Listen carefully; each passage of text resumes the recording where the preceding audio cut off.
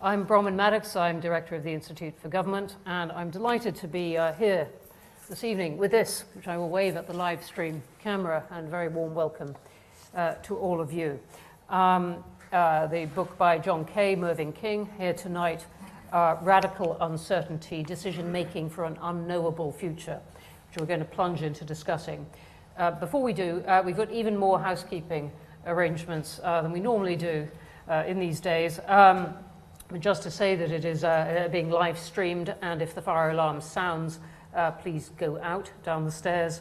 And that's just about it. There are no special coronavirus ones in response to the government's press conference, but thank you all for coming in any case in these coronavirus days. We're going to kick off with this very interesting book. I mean, we're going to plunge really straight into discussing it, and Gemma Tetlow, our chief economist, who's here today, is also going to fire some questions at them, and I'm going to leave good time for questions because I have had quite a bit of notice that I think some people really want to ask them. And so, John and Mervyn, thank you very much indeed for coming. Well, pleasure. Thank you. And more or less the beginning of your UK leg of your book tour. It is. Well, not quite. I think start the week, and then this morning we're really the beginning. Let's start off with perhaps Mervyn, if you could tell us why you both set about writing this book. A long time ago, John and I wrote another book on the British tax system 40 years ago. It's the most amusing book ever written on the British tax system. And it's still available in all good antiquarian bookshops. And our careers afterwards then sort of diverged somewhat. John ran the Institute for Fiscal Studies, ran the Oxford Business School, ran a very successful business consultancy, did a lot of work in the area of business economics with businesses, both non-financial and financial. And I was an academic for the first half of my career and then went to the Bank of England and thought about financial issues from the policy perspective. So we were coming at issues from rather different directions. But after the financial crisis, particularly around the time when I left the Bank of England, when we talked about what we were thinking about, we discovered, by chance really, that we had both come to the view from different perspectives that our understanding of either business economics or what was going on in the financial crisis, we couldn't really understand it without thinking in terms of what we call radical uncertainty. And the distinction between risk and uncertainty, which had been abandoned by the economics profession at the end of the Second World War, was a serious mistake, and that to understand what had happened, you really had to think in terms of radical uncertainty.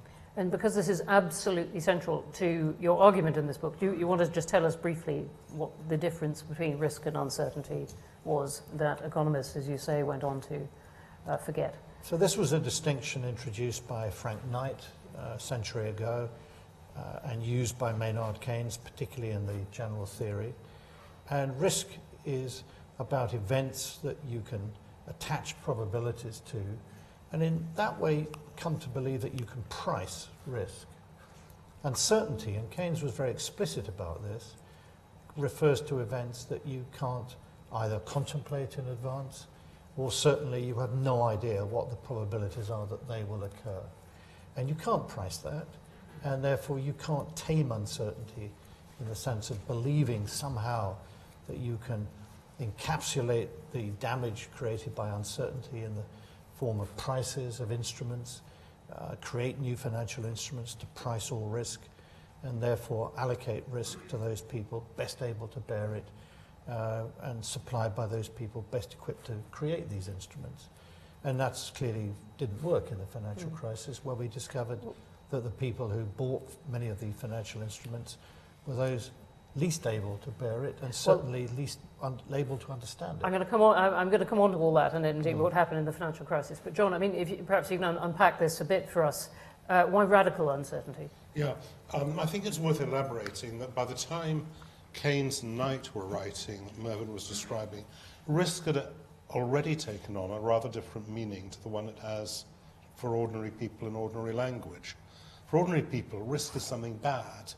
It's not probability or volatility.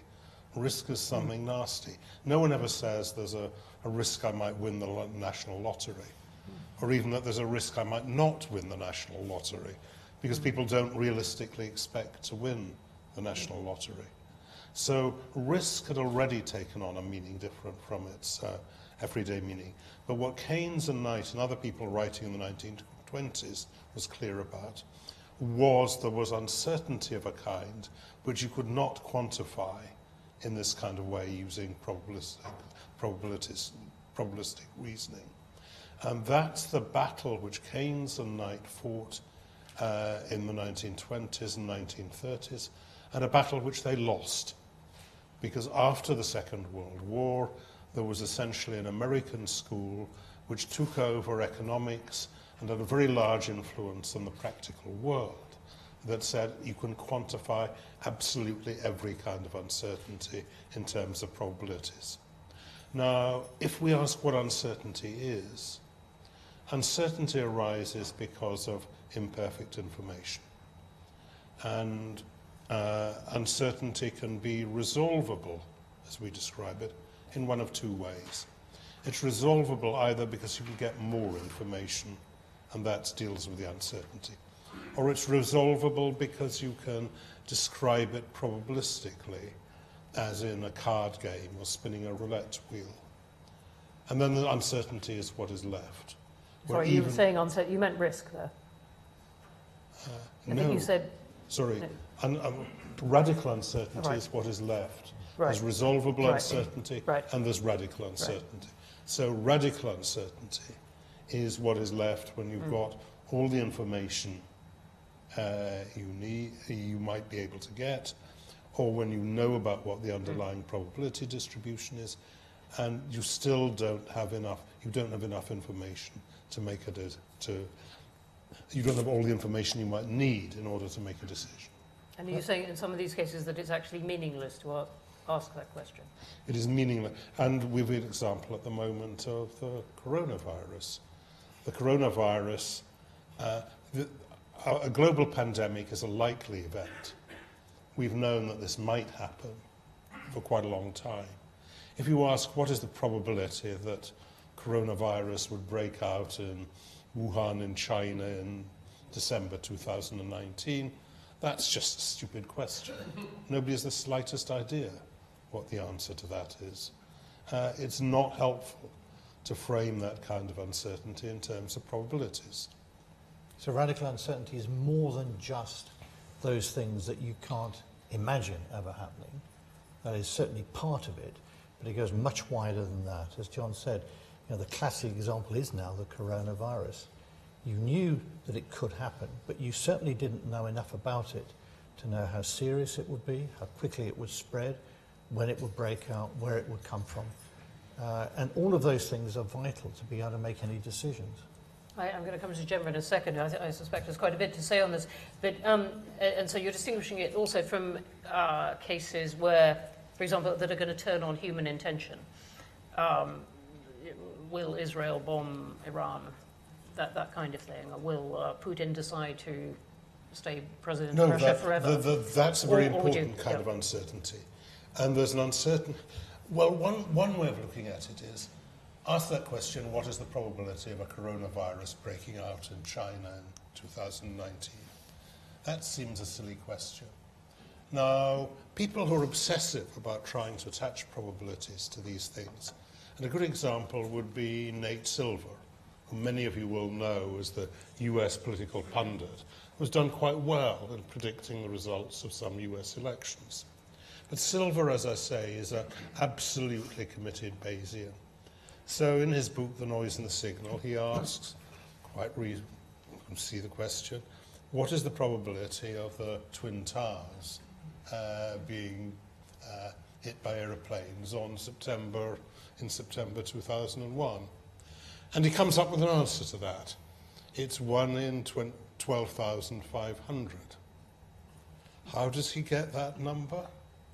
Well, the answer is this, or I can tell you the calculation he did. which is that since the Second World War, before 2001, there were 2 incidents in which aeroplanes flew into tall buildings in Manhattan. So you take the number of days between 1945 and 2001, which is 25,000, and you divide it by 2, and the answer is 1 in 12,500. Now, there are 2 things we can learn from that. One is that this kind of exercise is plainly absurd. But the second is to say, what would make it a sensible exercise? Now, imagine a model in which there's a fixed population of high buildings in Manhattan, and you have aeroplanes flying randomly around Manhattan, and sometimes, not very often, they fly into these not tall buildings. And then that's what physicists would call an ergodic process, in which when you observe the incidents in which they actually do, you gather more information over time about the underlying probability distribution. And there are lots of processes in physics which are like that. The thing is, there aren't processes in business and politics and finance and economics that are like that. And it's the mistake of thinking you can apply these methods from physical models, which work quite well in some of these contexts, to the kind of problems we face in business and finance. Gemma, how widely do you think this critique applies to economists? I mean, how many of them out there do you think are really using this spurious inference from past data to spuriously predict the probabilities of events that really do matter? Well, I think rather a lot, and I think our concern is that a typical economics course and the way economists would think about this is to say, we know how people behave. They maximize their utility, and they do that because they can attach probabilities to every conceivable event. And you need to make that assumption in order to generate a model in which people optimize and maximize things. But the fun of economics is not really thinking about the axioms, so that in lecture 1, you gloss over the significance of these axioms. You don't ask the question, is it really sensible to make these assumptions? You gloss over it, and then you get onto the action. And the reason why this line of thinking has proved so seductive is that it gives you answers. In other words, to go back to the discussion of radical uncertainty, another way of thinking about it is a distinction between puzzles and mysteries. Puzzles are things which can be very difficult to solve, but there is an answer. And when you've got there, you know what the answer is. And if it's a very difficult problem in economics, then you solve the puzzle, you get a Nobel Prize. The difficulty of the mystery is that there isn't necessarily an answer, and after the event, you may not know whether you've got the right solution or not. And I think it's so seductive for economists to think, how can we model the way people behave? What will companies do faced with a certain change in government policy? How will individuals react? And making the assumption that people can attach probabilities to all events gives you the key to coming up with an answer to all of these things. Now, in some cases, it is, of course, perfectly reasonable, but in many cases, it isn't. And what we talk about in the book is that some of the most useful models in economics are the ones that don't attempt to quantify the result. They discuss issues analytically. They help you think about how to frame the argument. And what you get out of these models are parables, insights into the way the world works. David Ricardo talked about the comparative advantage, which explains why it is that countries which are absolutely better at producing everything than another country, can still benefit from trading with that other country, which is a bit counterintuitive. But in fact, it's a very helpful insight. But David Ricardo said nothing of any value about the empirical patterns of trade between England and Portugal, which was his analogy that he was using. But the insights are fundamentally important, and that's what economics can give you, is really useful insights. Where it starts to get on more tricky ground is when it pretends that it can make quantitative statements that involve issues connected with radical uncertainty. Is that your view of economics? So no. I guess essentially you're being rather polite. Yeah. Yeah, I mean, perhaps I've been lucky in the bits of the areas of economics I've worked in, but most of what I have observed economists doing in my career is very much what you just described, sort of using economic ways of thinking, simplified models to help think about the way the world works, but without expecting that your model perfectly predicts what's going to happen. But it just provides you with a useful framework in which to think about, we have some options here, which one might we want to go for, or what are the risks if we choose option A and shut down option B instead. But it gives you a way of thinking about it rather than putting a lot of detail on that. First of all, Gemma, you're right there. This is a proposition about economics, and it's important to say that economic models are parables rather than things that give you numbers. Now, once you've said that, you will stop having Bank of England and OBR forecasting models, for example. You will actually shut down really quite a lot of what people in investment banks are doing, which they claim is economics. This is not what economic models are about. The famous model that won George Akerlof the Nobel Prize, which is the so-called Lemons model, which tries to explain why markets with imperfect information don't work terribly well. And he used an illustration, which I've used also, from the used car market to demonstrate that point. And I remember once explaining that to an audience, and someone got up from the back of the room and said, I'm from the Secretary of the Retail Motor Federation, which is the trade association for used car dealers in the United Kingdom. And I can tell you that this model is a monstrous libel on our honest, hard-working members. And setting aside the question of whether his description of his membership was true, he had missed the point, which is Akerlof was not actually writing about used cars. He was telling a parable which may or may not be applicable in different situations. But Gemma, you asked about the extent to which economists use it. If it was only economists who approach things in this kind of way, we wouldn't have the kind of problem which I think we do have. And the misuse of probabilistic reasoning has extended far beyond economists, and it's probably much more damaging in areas that aren't about economics. We've talked a little bit about the financial modelling that led up to the crisis.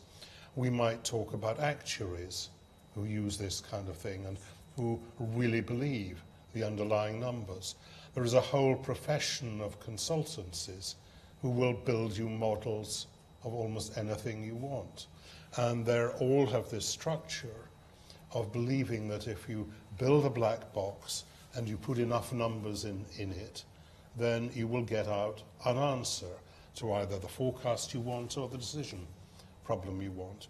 And if you query this process, well, the typical answer will be, tell me what numbers you want me to put in, and I will shove them through my black box. And so picking up the point that you both touched on about the financial crisis, your charge is that governments thought that that this could be that the risk there was risk that could be expressed by probabilities, that they had hedged against it, and that therefore they didn't need to worry in some sense. So I think a good example is the international regulation of banks and the capital requirements imposed on banks, the amount of equity that banks have to issue so that they're in a position to absorb losses. And just before the financial crisis, the Basel system, very bright people from around the world, came together and designed a Basel II framework. And each bank was told, well, these are the various assets on your balance sheet.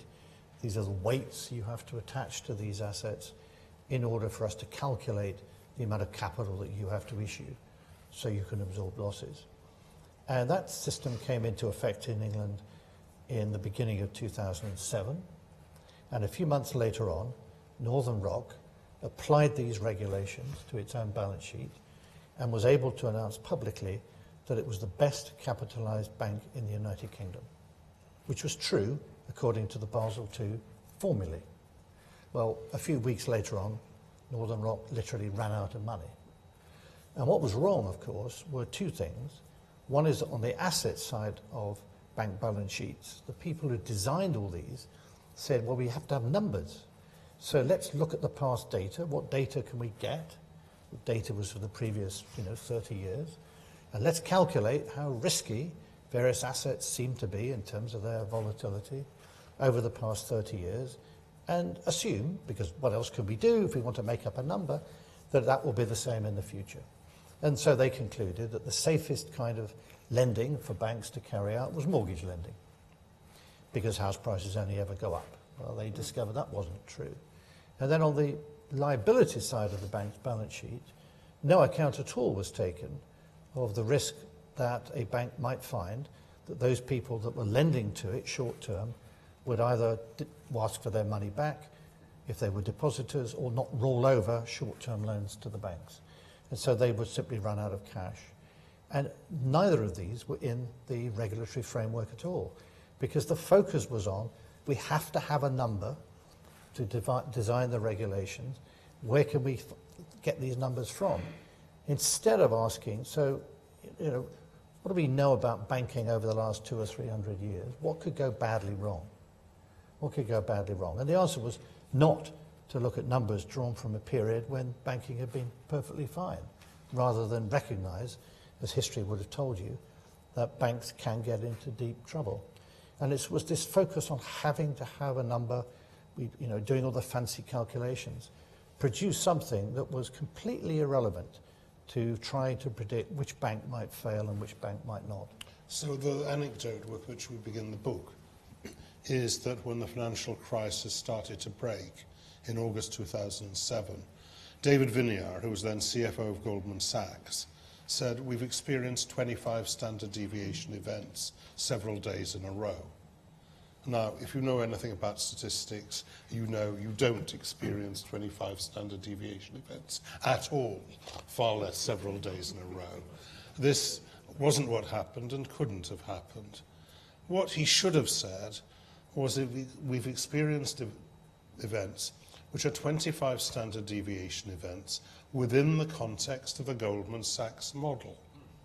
But to turn a probability from the Goldman Sachs model into a probability about the world, you have to multiply the probability from the model by the probability that the model is true, whatever that means. And I don't know what that means, and I certainly don't know what the probability is. The lesson, which goes to the heart of all of this, is you cannot actually derive a probability about the world from this kind of model. And that goes back to this misunderstanding of what the role and purpose of models actually is.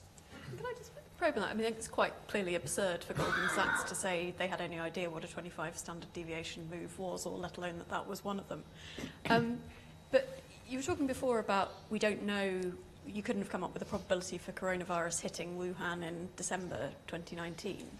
But so what does good policy making look like? Because clearly if you are sitting within the Treasury or the Department of Health, you don't need to know the answer to is it going to hit Wuhan in 2019, but you do need to think, do we have the NHS and other aspects of public policy set up in such a way that we are sufficiently robust to the chance that a pandemic could hit the UK? So what does good policy making then look like if it's not building a model? So you mentioned a key word already, which is robust.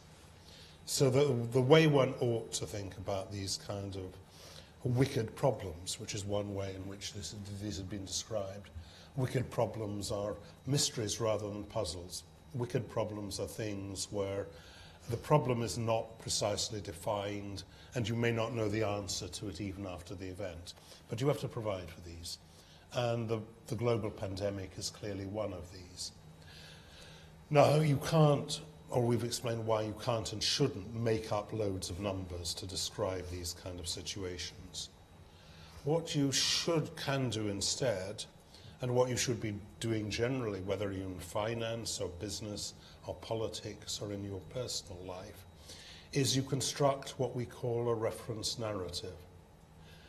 And what we mean by reference narrative is basically what it is you want and expect to happen. It's a realistic story for the future. And people actually naturally think stories, not probabilities. And they do that for good reasons. They do it because the areas of life in which probabilities are helpful is quite limited. So you can build a story of response to pandemics, and you're trying to ask the questions, Are we building a system that is robust to the various kinds of pandemics that could arise? Is it resilient in the face of other challenges that might be faced as a result of this? So we're looking for strategies that are robust and resilient, and we're doing that rather than trying to pretend we can anticipate in some quantitative way what will happen and provide for it. Can I give you another example based on regulation of banks? No one knows where the next crisis will come from, what events could trigger a lack of confidence in the banking system. But what you do know is that if there is a lack of confidence in the banking system or a problem hits the banking system, banks will need to have sufficient equity finance to absorb losses. So instead of worrying about precisely where will the next crisis come from and devoting lots of resources to horizon scanning of trying to work out where are the risks. I remember at the bank that we had a financial stability report and people were very keen to identify the risks facing the system. The trouble was, every 3 months, they'd come to me and they'd say, so here's our latest analysis of risks. And there'd be 67 risks. And I said, I can't cope with 67 risks. What's going on? What worries you about the financial system? And that was not something which a large group of people easily come to collectively. So for the banking system, there are two things that you know that you would be a robust and resilient response to wherever the problems were coming from. One, enough capital in the banking system. There is no unique answer to the question how much capital should banks issue at all. And it's a mistake to think that there is a number out there to do it. But you have to make what seems a sensible, common sense judgment about how much capital to ask banks to issue. And secondly, that you know that even a bank that seems in good shape, if it suddenly loses, for some reason, people lose confidence, that it will find itself in a cash crisis and it will need to turn to the central bank for money. So you need to develop processes in advance to make it easy for banks to go to the central bank and for central banks to lend against the collateral that the commercial banks will offer in a way that doesn't put taxpayers' money at risk. These are robust and resilient responses. And there is no single answer. That you can't claim these are optimal responses necessarily, but robustness and resilience are the key. I can see that, and I think a lot of people find that very persuasive. But one of the things I have to say that bothered me a bit reading your book was the way you focus on some, if you like, unique events that have happened, like Steve Jobs inventing the iPhone, or the 9/11 hijackers flying planes into the Twin Towers at that point, and say quite rightly and very persuasively, it seems absurd to try and attach a probability to that thing. On the other hand, those are populations of much wider things, and the intelligence services do, for example, now go about trying to estimate the probability of terrorist attacks. And yes, they don't simply model these things. They try and work out, whether they're more likely to detect ones that involve large numbers of people, and find it very hard to detect those where it's single people and so on. But they and in the end do come down to the kind of answer, as do many prime ministers that you've just outlined, of saying, well, look, let's have something that can respond in some resilient way. But they do try and give themselves a sense of where, between all of those attacks getting through and none of them, they should sort of they should base their planning. Exactly, and we're really talking, when we talk about radical uncertainty, about the world in between things we don't know anything about at all. What Taleb famously called black swans, which are, you can't have a probability of inventing the wheel, because if you could imagine a probability of inventing the wheel, you've already invented the wheel. So the concept there is in this sense absurd. Why is it different from inventing a coronavirus vaccine, which you can imagine, but we don't have one? Well, that is exactly the difference. You can imagine it, you just haven't done it yet. So it's embedded in the concept. So the black swan was the event that you couldn't attach a probability to because you couldn't imagine what it was. And the coronavirus is exactly the case. You can imagine the event, but you cannot attach a probability to it, or you cannot define the problem sufficiently closely to attach a probability to it. Now, you've rightly talked about the intelligence services, and we'd emphasize that the second signature example we use in opening the book is actually Obama ordering the SEALs into the bin Laden compound at Abbottabad. And after the intelligence failures of the Iraq War, US security agencies were told, you have to present your findings in probabilistic terms. So that was what happened at that meeting. And people presented Obama with probabilities that the man who had been observed in the compound was bin Laden. And these probabilities ranged from 25 to 95%. And at the end of being presented with these things, Obama said, look guys, it's a flip of the coin, isn't it? It's 50-50. By which he didn't mean that the probability that the man in the compound is bin Laden is 0.5. He meant he didn't know, and we, the Americans, didn't know, and we have to make a decision anyway. We have to make a judgment, taking into account both the uncertainty that surrounds the presence of bin Laden and all the other uncertainties which surrounded the raid. And actually, we make quite a bit in the book about the distinction between mysteries and puzzles. And that's a distinction that actually comes from Greg Treverton, who was actually one of Obama's national intelligence chiefs. And Treverton described a puzzle as something where you can define the problem and you have a solution to it. And once you've found the solution, which may be difficult, but once you've found the solution, competent observers will agree that that is the solution.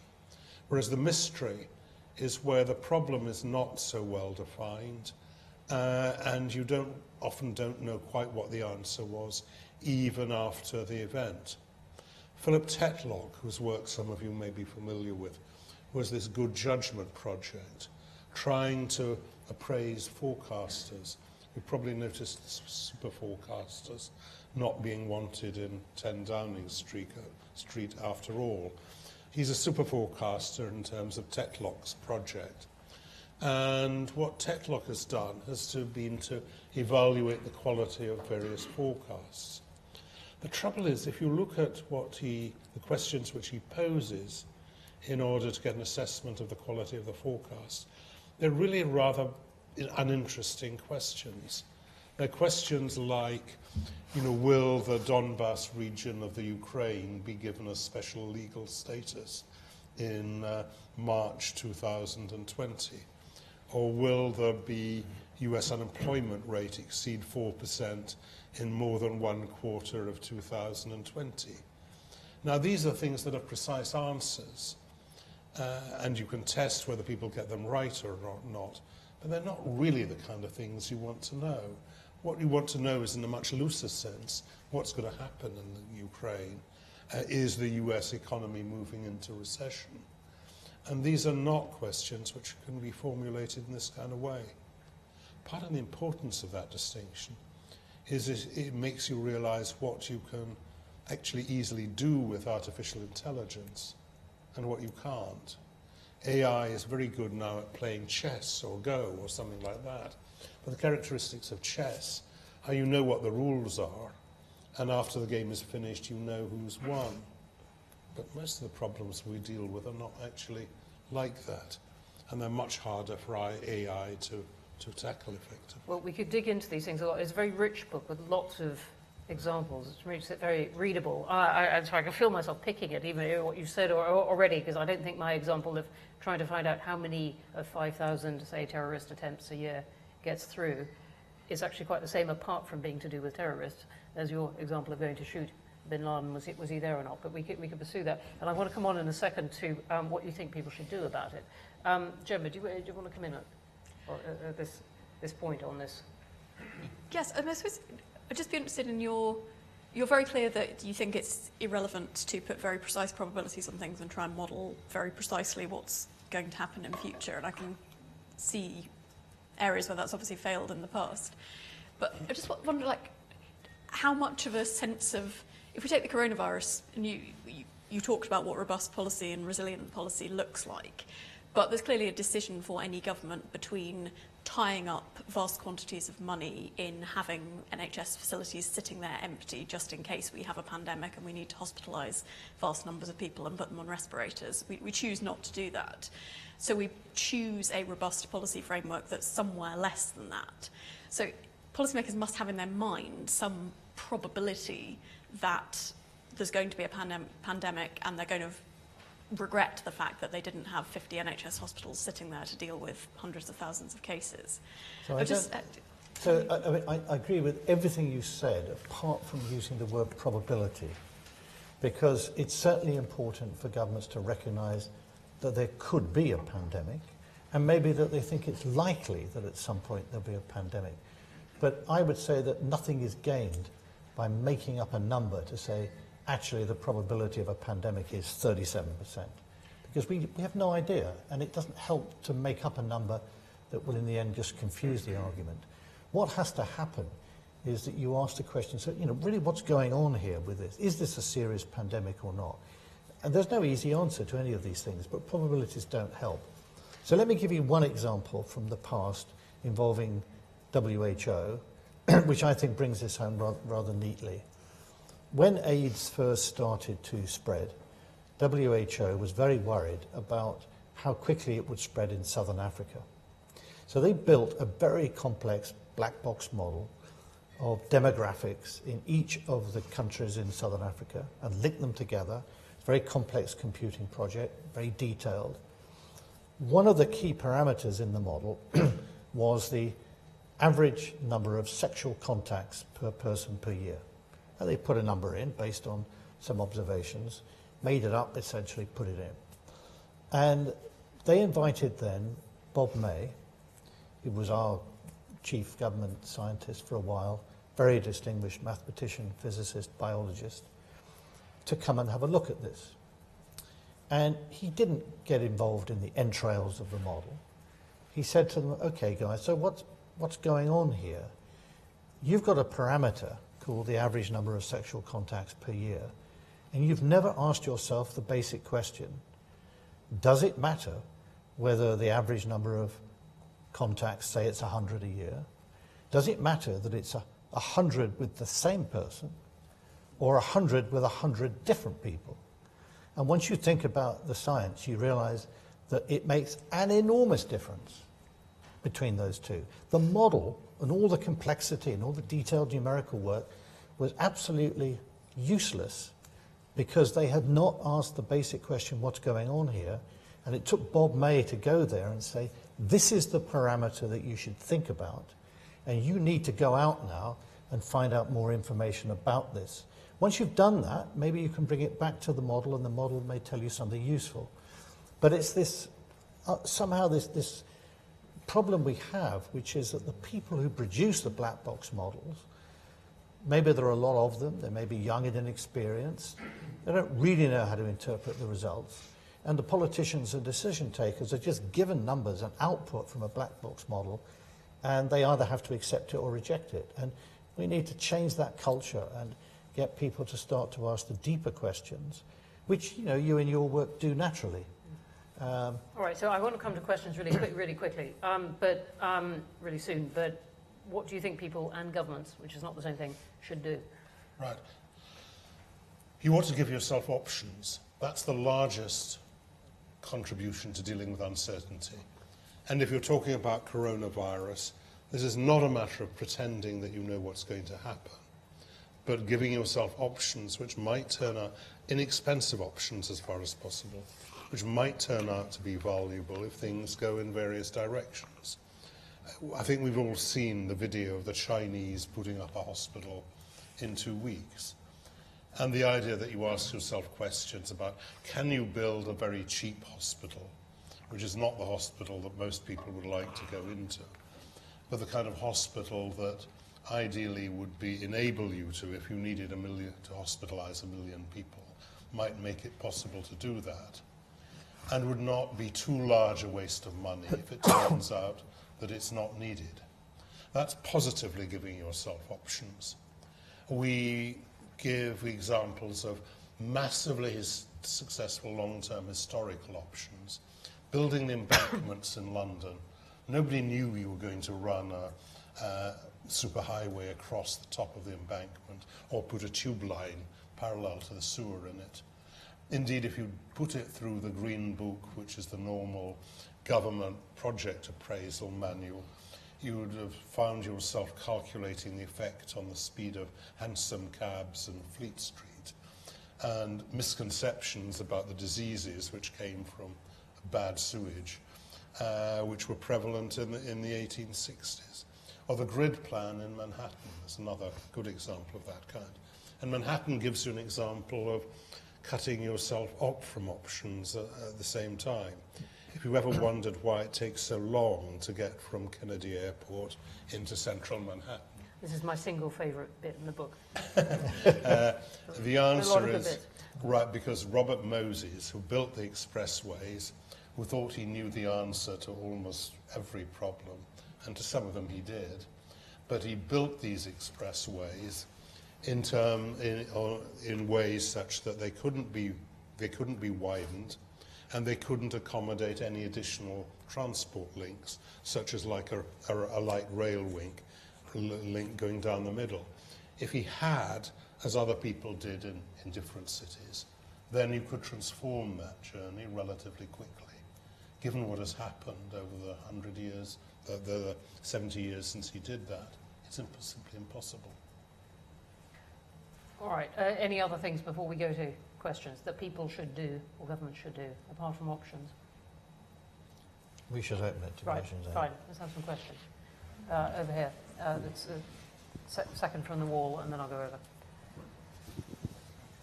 Thank you. As the Deputy Government Actuary and the former President of the Institute and Faculty of Actuaries, I feel I should sort of make a defence after John's comments. And I think it's the same defence that Gemma has made about economists, actually, which is that I don't really recognise your description of actuaries. I think actuaries build models because they're asked to, and I'll come in a minute as to why they're asked to, but they understand perfectly well that they do not give you the answer to what's the probability of this thing happening. But I think, you know, Mervyn, you've talked about regulators of banks, and the same for insurance companies, that ask for capital to be assessed on a 1 in 200-year probability. How much capital do you need to withstand 199 years out of every 200?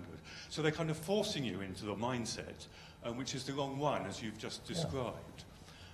So I think the reason they've asked for that is because they want to know, you know, the real question is which are the most likely insurers to go bust. But they're asking that for a simple metric as a way to answer that question.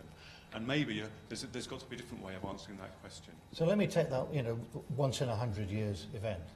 That only makes sense if you think that everything that's happening in that 100 or 200 year period is just a playing out of exactly the same set of events, same risks. But the world changes all the time. This is not true of thinking about the universe and the modelling of the solar system. It certainly is true about human events.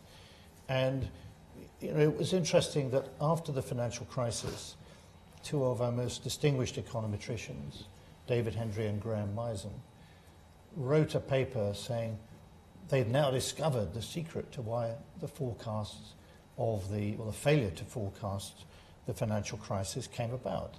And they said it's because the world is non-stationary. And indeed, the world is not stationary. And believe it or not, if in a non-stationary world, all conventional statistical inference fails.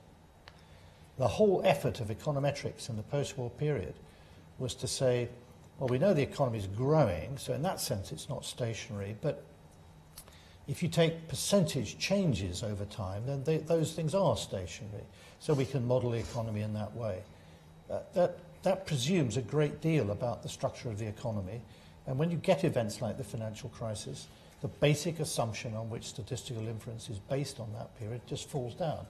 And it just doesn't make any sense to pretend that we can talk about, you know, once in 100-year event, because the world isn't stationary. What you have to do is to come to a pragmatic judgment about how much capital we ask banks to issue. And there is no scientific way of deciding what that number is. There are certainly numbers that you can use to inform that judgment, and that's certainly right, and that's what Gemma was talking about. And we're certainly not saying that numbers don't come into decisions at all. They do, but you have to think carefully about what those numbers mean and ask yourself what kind of number would help us make this decision. And an awful lot of the decision-making process now is linked to black box forecasts. And as far as actuarial modelling are concerned, I think we would need an evening to debate that, and I hope we will. And I know there are some people who are quite interested in setting up that evening. I will just make a brief provocative comment, which is to say that we have now effectively closed down all private sector defined benefit schemes in the UK. And in my view, we've done so as the result of a combination of inept regulation, misleading actuarial modelling, and a simple linguistic confusion, which confuses the absence of risk with certainty. The man who is going to be hanged tomorrow has certainty but not security. And we're giving prospective pensioners in the UK a certain kind of certainty, the security of knowing they will enjoy a very low standard of living in retirement. And I don't think that's a great achievement. In fact, I think we're describing here one of the greatest policy blunders of the UK in the last 25 years. But we can talk about that on another occasion. We can, and sadly that isn't this evening. There's one on the aisle, there, and I'll come in. And I'll come to the back as well. And then... parables are great, and narrative is certainly a way in which one can look at problems. But I wonder, thinking about the limitations attached to narrative and parables, how you suggest we might structure those parables and that narrative to avoid the danger that it's simply a series of personal views, because you're obviously going to put a lot of weight on that. So how do we do the analysis through that? Thank you very much. Would you like to say who you are? Sorry, I'm Andrew Lickerman from the London Business School. So we talk a lot about narratives in the book, and we give just as much weight to the importance of challenging narratives. So as you rightly say, there's no good just having a narrative for the sake of it. It has to be a narrative that helps us answer the question, what is going on here? And we have to devise mechanisms for ensuring that narratives get challenged. That's trying to avoid so-called groupthink. It's trying to make sure that decisions are discussed openly and that we're willing to change our minds and that people are not penalised for being seen to change their mind or change the narrative. The reason we stress narratives is, as John described, it isn't the way that people actually think about problems. The thing that struck me most was that all the economists I know who write papers relying on probabilities and publish them in learned journals and get Nobel Prize winners, when they think of their ideas, what do? They talk about them with other economists and they explain what they're thinking about in terms of stories, narratives. And having convinced other people there's something in it, then they go and write down the mathematics and so on. But it's not that you have to have this view that people always pursue their decisions in terms of probabilistic reasoning.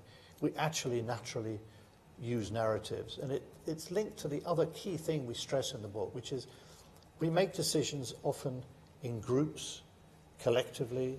We're not just this single, isolated, rational economic person that the textbooks describe. So one of the key elements in designing a good decision-making process is ensuring that narratives get challenged. I mean, one of the things, and maybe Alan Budd here can comment on it, but the Monetary Policy Committee arrangement with 9 people on that committee was set up not to have 9 different precise macroeconomic forecasts, but to have a group of people that would discuss what the bank's prevailing narrative was and challenge it. And it would evolve and change over time. So I think that narratives are crucial, but challenging narratives are just as important. And there are multiple narratives relative to a particular situation. I illustrate this with an evening I described when I'd arranged for a group of anthropologists and a group of economists to get together to see what they could learn from each other. It wasn't that easy, but at the end of it we went down to the pub for a round of, someone bought a round of drinks, which of course took one into an argument as to why people bought rounds of drinks for each other. And for the anthropologists it was straightforward. This was ritual gift exchange. One of them described how they'd observed ritual gift giving in the Bongo tribe somewhere or other. And the economists offered a different answer, which was it was to minimise the transactions costs of going and passing money across the bar. And when I thought about it afterwards, there wasn't actually a right answer and a wrong answer. All of these were, in a sense, part of the explanation, but none of them was the whole of it. It's what one anthropologist, Clifford Geertz, called thick descriptions, the strands of different explanation which you need in order to understand complex real-world phenomena. And that's what the kind of quantification obsession we've been talking about very often gets in the way of doing. Gemma? I sort of agree with you. And I think John mentioned earlier the sort of example of the OBR forecast, which you might think of as being a pretty prominent example of a very spuriously precise forecast for 5 years of what's going on in the economy. But actually, partly beneath that is, so yes, those forecasts are informed by what's happened in the past, but they're also the collection of a set of informed judgments between a group of 3 people, principally on the Budget Responsibility Committee, discussing what do we really think is going on here, do we think the past tells us something about what's going on with the future. And the fact that you have some quite precise numbers does clearly play quite an important role in the policy-making process of constraining and holding governments to account. I mean, you could have the OBR simply saying, well, we're not really quite sure what's going to happen. We think the economy will probably grow a bit over the next few years. There are various different options out there. And the government could say, well, yes, we sort of broadly agree with the OBR's basic characterisation, but we think we can probably spend a bit more, we can probably tax a bit less. And that would be a very different kind of world of policy making. So I think even... You have to describe what would be wrong with it, Gemma. So, because it's the truth. It would be the truth, but it would clearly be a world in which governments could get away with a lot more than they do at the moment. And it may not be wrong. I mean, you could take the OBR forecast, and they also present alternative forecasts for different worlds of imagining what would happen. So they have fan charts, which you can question because they're based on past experience, but they also present other alternative forecasts in the end section of their... And it's quite noticeable that the media never cover those things, and public debate struggles to actually sensibly discuss what the OBR are providing them with, which is a view that we don't know what the world is going to turn out like. There are alternative visions. We've provided you with those numbers, but actually people can't actually take on board all of those different possibilities. But to make intelligent decisions, they have to be educated to approach it in that way. I remember sitting next to someone on a flight back from France once, and I told the guy what I did, and he asked me, so what did I think was going to happen to the euro-sterling exchange rate over the next 3 years? And I said I didn't know. And then somehow it emerged that I knew Gavin Davis, who was then at Goldman Sachs. And he said, haven't you asked Gavin what's going to happen? And I said, no. And then it got even worse, because he somehow twigged to the fact that I knew Mervyn. And he said, you mean you haven't asked Mervyn what's going to happen to the euro-sterling exchange rate? And I said, no. And to get across the idea that not only might I not know the answer to this question, but the people in these positions didn't know the answer to these questions either. I don't know what you would have replied if I'd asked Mervyn, but I'm sure it wouldn't have been €1 19 point. There were many occasions on which at the Treasury Committee, when asked a question, I'd say, I don't know. And they'd say, well, what do you mean you don't know? It's your job to know.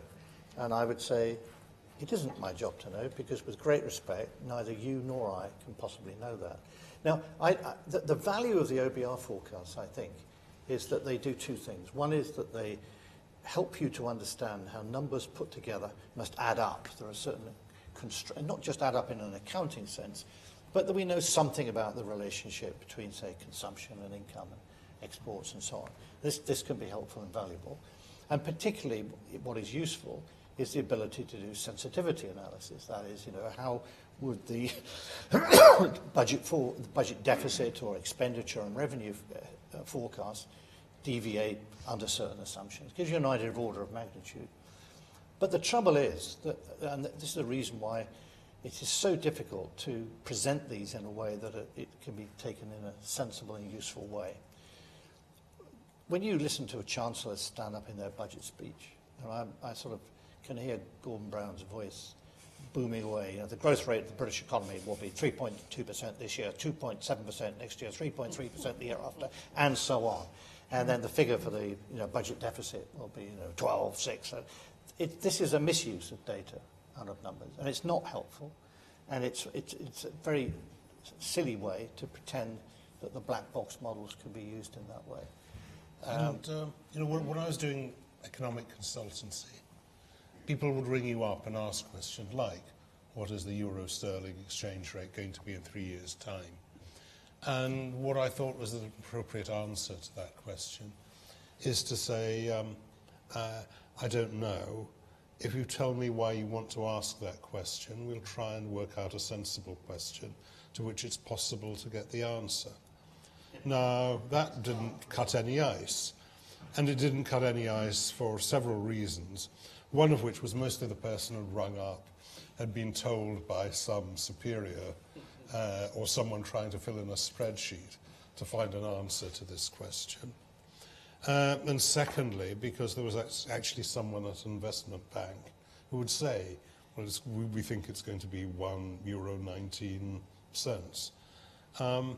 But the right answer is, why do you want to know this? And if we've defined why you want to know this, we'll try and work out some sensible strategies for dealing with the inevitable uncertainty about what that rate is going to be. And that is the way we've got to think about these problems. And you are indeed describing, Gemma, what happens at the moment, but it's giving both politicians and policymakers and the public illusions of certainty that doesn't exist and couldn't exist, and which they're not really taken in by anyway. When Gordon Brown made the statements that Mervyn described, no one took them all that seriously. I can get in. There's two more questions. All right, when you say them, and let's just see. And sorry, there's more here, but I'm going to do it in the order of hands going up. Let's try and take these two and give the panel can bear to give micro answers to these incredibly interesting points. Yeah. I'm Ben Alexander. Could I come back to what you mean by radical uncertainty? And I'm wondering whether in Donald Rumsfeld's colloquialisms you mean unknown unknowns, or does it also include known unknowns? And to put that into a more probabilistic sense, a situation where you have a distribution but you don't know the questions to ask to ascertain the parameters, which arguably could have been the situation your hapless but probably wealthy CEO of Goldman Sachs found himself in, is that radical uncertainty? Or does radical uncertainty necessarily mean there isn't a distribution, or certainly not a stable distribution, which you can actually get your hands on? Great, thank you. Let's take it, and let's take the other one at the same time. Thank you. You're Lloyd, facilitating the future. A question about trust and that sense of quantification is because there is a lack of trust in the narrative, and people want to hold on to numbers as a way of saying, well, the answer must lie in these numbers. What do you think of that? And then imagination, and how we bring imagination, that sort of grand narrative, back in. The people who reviewed the Fukushima disaster, they ended their conclusions with part of the reason that this happened was a failure of the imagination of the people who designed and defended this nuclear power plant to think that nature couldn't do something beyond their imagination. So trust and imagination, please. Thanks. Okay. Unknown unknowns and trust. There's a long answer which I won't give to the story of unknown unknowns, but it's in the book. I think it's rather interesting, and I'd invite people who want to pursue it to. Go on, say it. Buy the book. Go on the book. Yeah. It is so interesting that it's worth it's far well more worth than the the money price of the just book. for that particular narrative. Is that it then? No. Yeah, the short So answer. the short answer is your description of radical uncertainty is pretty accurate. Great. Right? There's no There is quantifiable no stable distribution. Great. And the trust point?